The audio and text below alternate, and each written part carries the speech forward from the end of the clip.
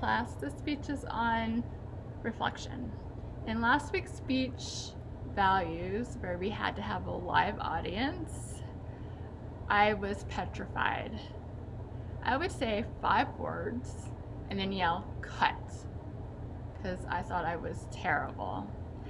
I did that between 20 to 30 times. And finally, my audience gave me some constructive feedback, and I was able to regroup and do a more successful speech than what I would have done if I hadn't went through this process.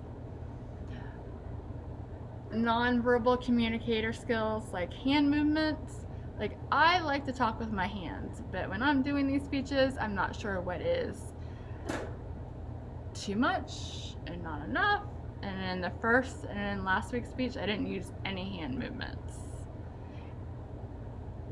Peer evaluations is extremely important to success in this class, whether it's positive or things to improve on. I will look at the comments, rewatch my speech, and be like, oh yeah, that clicks. Some of the previous comments were stop moving my head, eye contact, and the volume.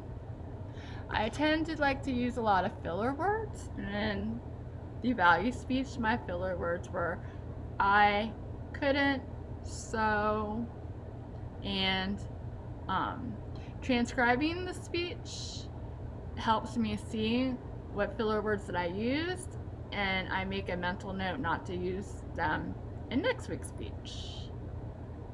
Transitioning from the introduction to the speech, to the body of the speech, to the conclusion, I tend to use the same transition words, so I need to work on that.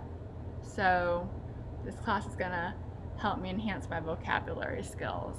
In conclusion, as Dr. Sunny says, preparing for these speeches, practice, practice, practice, watch your rehearsals.